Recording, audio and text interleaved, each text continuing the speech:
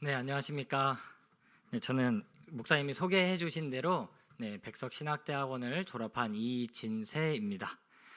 네, 교회에서 지나다니면서 저를 봤을지도 모르겠습니다. 그래서 이제 또 주보를 보셨을 때 이분 도대체 누구일까 이렇게 생각했던 분도 계실 거고 이분이 설교를 하실 수 있는 사람이었나라는 의문을 품었을지도 모르겠습니다. 말씀하신 것처럼 올해 백석신학대학을 졸업하면서 강도사 인허까지 받고 이제 다음 주 수요일에 태국에 있는 치앙마이 중앙교회라는 곳으로 이제 사역을 나가게 됩니다. 정재한 담임 목사님께서 저에게 사역지로 떠나기 전에 모교회에서 설교할 수 있는 기회를 주신 것이 너무나 감사합니다. 그래서 성도님들 앞에 이렇게 설 수 있게 되었습니다.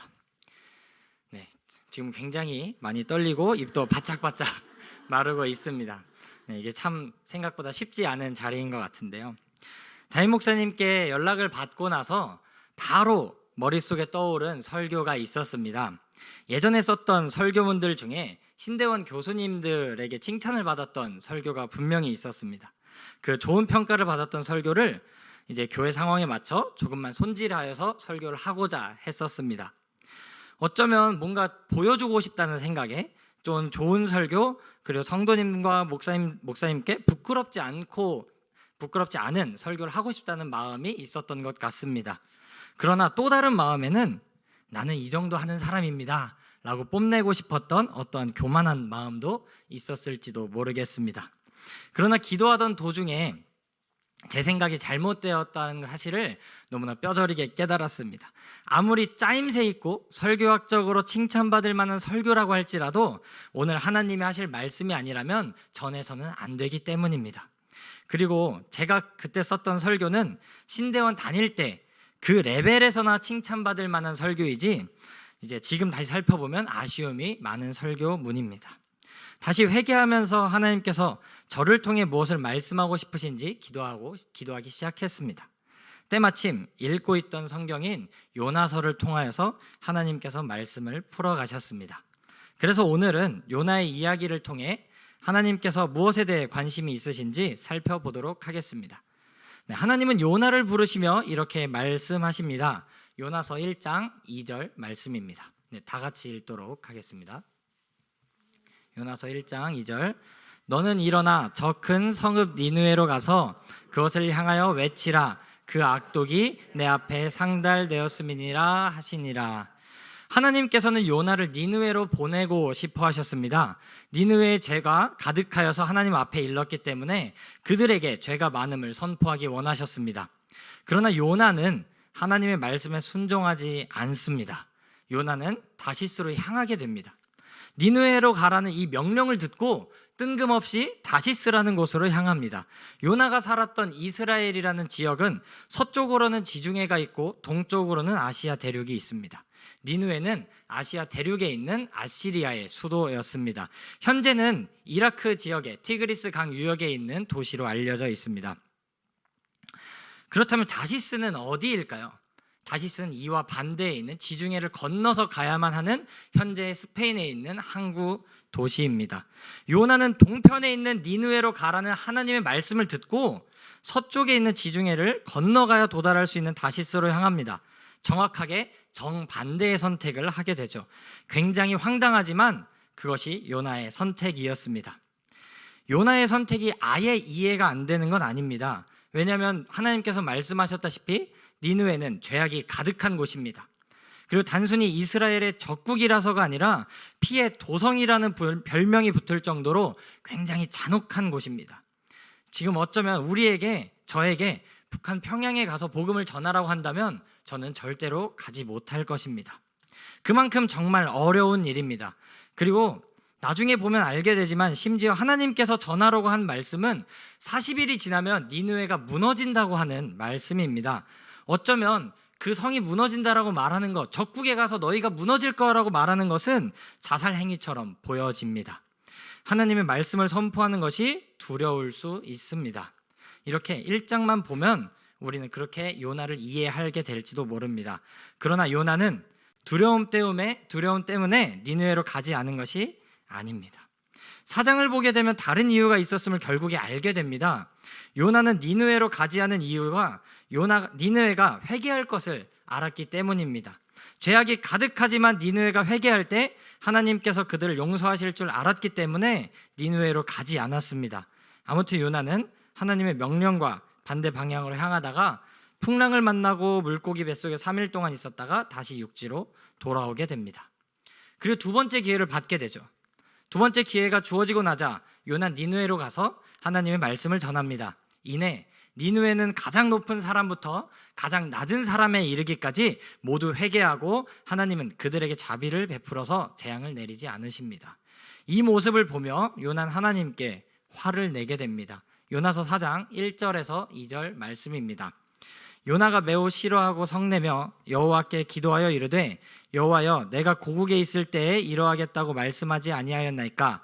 그러므로 내가 빨리 다시스로 도망하였사오니 주께서는 은혜로우시며 자비로우시며 노하기를 더디하시며 인애가 크시사 뜻을 돌이켜 재앙을 내리지 아니하시는 하나님이신 줄을 내가 알았습니다. 요나는 하나님이 어떠한 분인지 분명히 알았습니다. 이것이 바로 요나의 고백이기 때문이죠.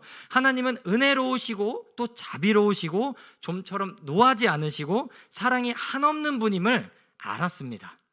이런 이유로 요나는 니느웨에 하나님의 말씀을 전하고 싶지 않았습니다. 두려워서가 아니라 하나님의 말씀을 받은 니느웨가 회개하고 용서를 받는 것이 싫었기 때문입니다.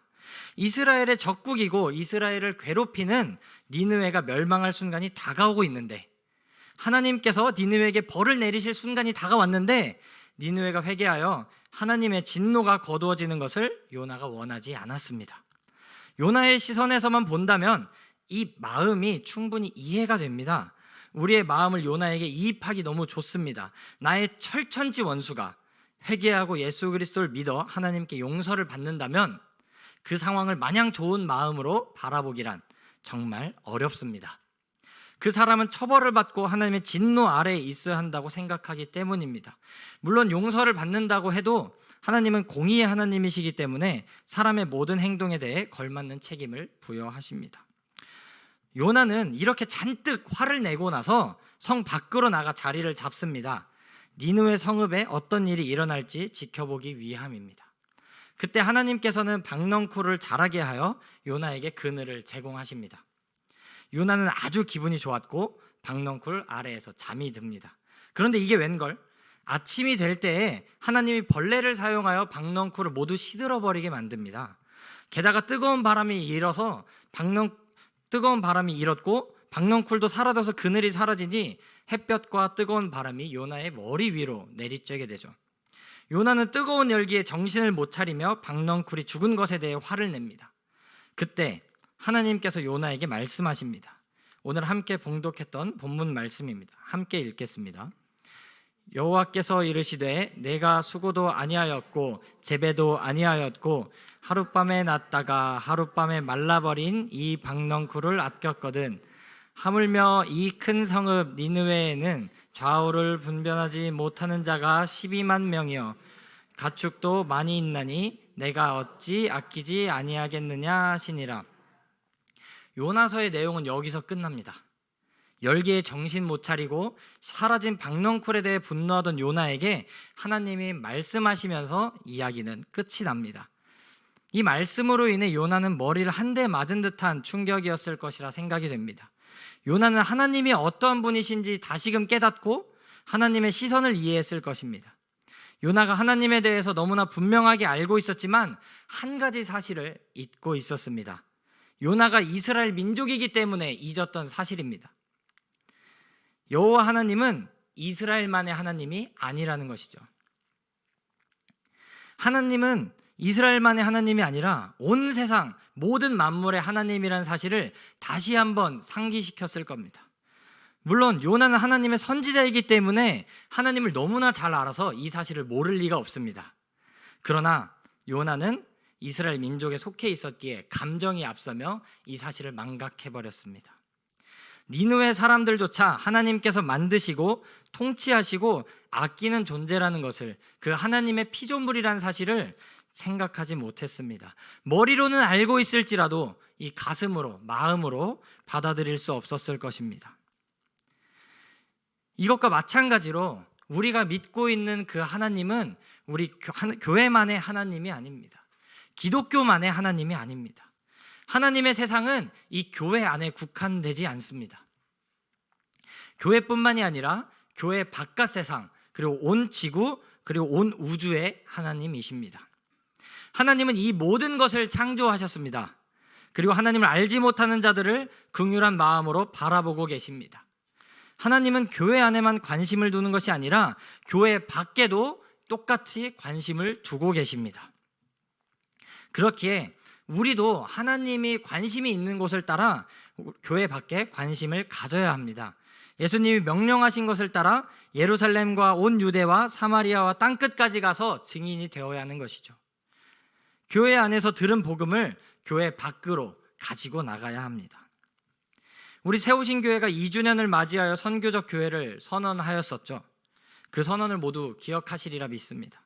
이 선언을 통해 하나님이 세우신 교회를 어떻게 사용하시기 원하는지 알 수 있었습니다.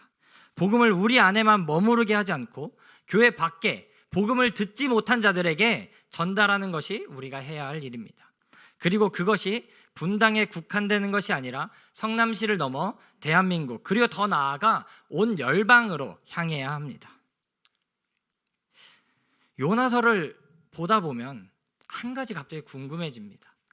왜 하필 요나였을까?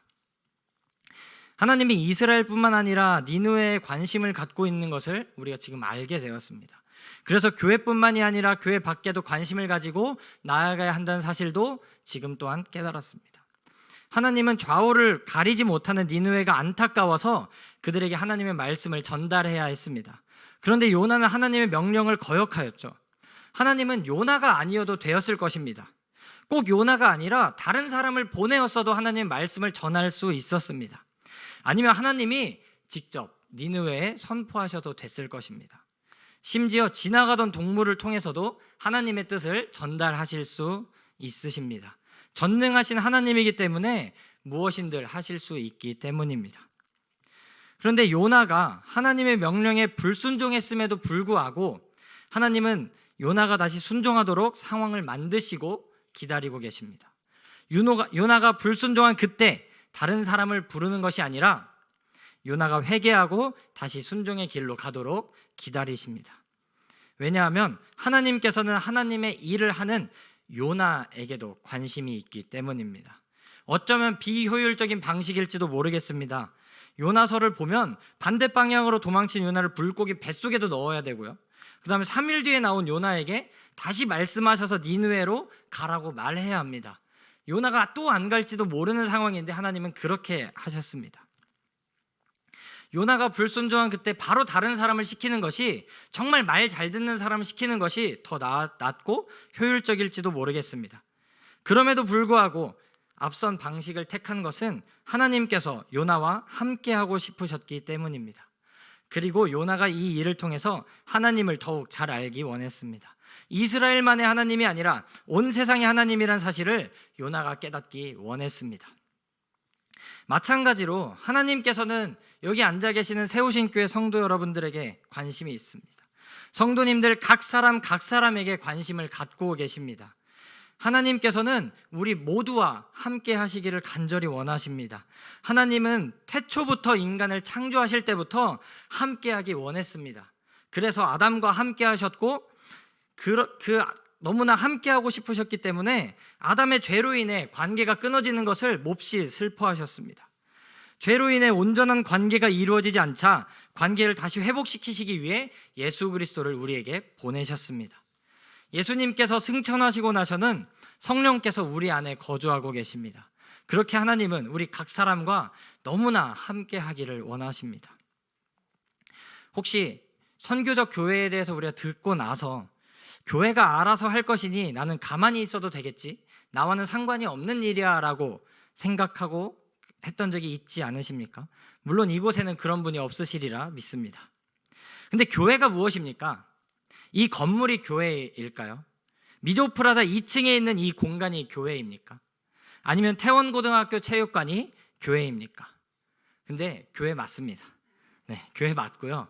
그러나 예수 그리스도께서 머리 되고 우리가 예수 그리스도의 몸이 되는 이 공동체도 교회입니다.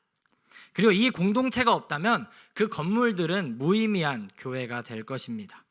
그래서 여기 앉아 계시는 우리 모든 성도님들이 교회입니다. 하나님께서는 예수님을 통해 우리에게 주신 사명이 있습니다. 마태복음 28장 18절에서 20절과 사도행전 1장 8절입니다. 모두 다 같이 읽도록 하겠습니다. 예수께서 나와 말씀하여 이르시되 하늘과 땅의 모든 권세를 내게 주셨으니 그러므로 너희는 가서 모든 민족을 제자로 삼아 아버지와 아들과 성령의 이름으로 세례를 베풀고 내가 너희에게 분부한 모든 것을 가르쳐 지키게 하라. 볼지어다 내가 세상 끝날까지 너희와 항상 함께 있으리라 하시니라. 1장 8절 말씀도 읽겠습니다. 오직 성령이 너희에게 임하시면 너희가 권능을 받고 예루살렘과 온 유대와 사마리아와 땅끝까지 이르러 내 증인이 되리라 하시니라. 아멘. 자, 우리 세우신 교회는 이러한 예수님의 명령을 따라 지금까지 이렇게 2년 동안 왔고 또한 2주년을 맞이하여서 이 정체성을 더욱 공고히 하였습니다. 세우신 교회 선교적 교회에 대한 말씀 한번 같이 보도록 하겠습니다. 세우신 교회는 모든 성도들이 세상을 향해 보냄받은 제자가 되어 삶의 자리에서 하나님의 관점으로 세상을 보고 만나는 사람마다 그리스도의 사랑과 복음을 전하는 선교적 교회가 되는 것을 핵심 가치로 하고 있습니다. 우리 세우신 교회가 선교적 교회를 말하는 방향이 이렇습니다. 교회 안으로만 시선을 고정하지 않고 이웃과 지역, 그리고 나라와 민족, 그리고 이 땅의 교회, 열방을 향해 시선을 돌려야 합니다. 이것이 바로 우리가 지난 2주년 때 말했던 것입니다. 하나님께서 요나에게 가르치고자 했던 것, 하나님의 관심이 이스라엘에만 있는 것이 아니라 바깥 열방의 니느웨에도 있다는 사실을 가르친 것과 똑같습니다. 우리가 선언한 것처럼 우리는 하나님의 관심이 있는 그곳, 교회 밖 세상으로 나아가야 합니다. 하나님은 요나에게 하신 이 말씀을 통해 오늘 우리에게 말씀하고 계십니다. 일어나 저 큰 성읍 니느웨로 가라. 오늘날 우리가 가야 하는 니느웨는 어디이겠습니까? 하나님이 부르신 그 자리가 어디입니까? 분명히 부르신 그 자리가 있을 것입니다. 여러분들 마음속에 떠오르는 그곳이 내가 있어야 할 곳입니다. 하나님께서는 그 일들을 맡기셨고 그곳에 있으라 하십니다. 나의 일터, 나의 가정, 또 나의 친구들, 그리고 정치, 경제, 사회, 문화 등 내가 살아가는 모든 영역에서 하나님은 나에게 손짓하십니다. 나의 관심이 여기 있다, 이리 와라. 우리는 요나처럼 거부할지도 모르겠습니다. 그러나 괜찮습니다. 하나님은 우리에게 또다시 기회를 주십니다. 요나가 두 번째 기회를 받은 것처럼 우리에게도 기회를 주시며 하나님이 말씀하십니다. 일어나 저 큰 성읍 니느웨로 가라. 이렇게 기회를 주시는 이유는 하나님께서 우리와 함께하고 싶기 때문입니다. 세우신 교회 성도님들, 선교적 교회라는 사명의 방향성으로 나아가시기를 축복합니다. 요나를 니느웨로 부르신 것처럼 우리에게 선교적 교회라는 사명을 주셨습니다. 그리고 하나님은 그 일을 성도님들 모두와 함께 이루고 싶어 하십니다. 하나님의 관심은 이렇습니다. 니느웨에 관심이 있습니다. 그래서 우리를 니느웨로 가라고 합니다. 그러나 하나님께서 이 요나서 4장 10절에서 11절 말씀 오늘 우리가 봉독한 이 말씀에 의하면 하나님은 니느웨에 관심이 있는 것이 분명한 사실입니다. 그러나 하나님께서 오늘 우리에게 한 번 더 말하고 싶으신 것은 나는 니느웨에 관심이 있지만 니느웨에 관심을 두고 있는 이 하나님인 나를 너가 깨닫기 원한다라고 말씀하고 계십니다. 그렇기 때문에 요나를 그렇게 물고기 뱃속에도 가두시고 다시 일어나 니느웨로 향하게 하신 것입니다. 오늘 우리가 기억해야 될 건 이겁니다. 하나님이 나에게 얼만큼 관심이 있느냐. 내가 니느웨로 가는 것, 이것도 어쩌면 우리가 하나님의 사명을 들고 우리를 일하게 만들고 싶어하는 하나님이시기 때문이 아니라 나와 함께하고 싶은 하나님이시기 때문입니다. 그렇게 니느웨로 가라고 말씀하신 그 하나님은 사실은 요나를 변화시키고 싶으셨던 그 하나님입니다. 우리 그 모두가 그 하나님의 관심이라는 것, 하나님의 관심이 교회 밖에만 있거나 교회 안에만 있거나 하는 것이 아니라 나 자신에게도 하나님께서 관심을 두고 계시다라는 것, 오늘 이 시간 모두 마음속에 새기시길 바랍니다. 네, 기도하며 설교를 마무리하도록 하겠습니다. 하나님 아버지, 정말로 감사합니다. 오늘 우리가 요나서를 통하여서 하나님께서 어디에 관심을 두고 있는지 우리가 이 말씀을 들었습니다. 하나님께서 말씀하신 것, 나는 너 교회만의 하나님이 아니라 교회 밖의 하나님이다. 온 세상, 온 만물, 온 우주를 창조한 하나님이다 라고 말씀하셨습니다. 하나님, 우리가 그것을 기억하기 원합니다. 그리고 그 온 우주를 만드신 이가 나와 관계하기 원한다는 것을 오늘 이 시간 기억하면서 돌아가기 원합니다. 하나님, 우리에게 관심을 주셔서 감사합니다. 우리와 관계하기 원하셔서 너무나 감사합니다. 우리 안에 계셔서 너무나 감사하고 우리를 사랑해 주셔서 너무나 감사합니다. 우리도 정말로 하나님을 사랑합니다. 이 모든 말씀 예수 그리스도의 이름으로 기도드렸습니다. 아멘.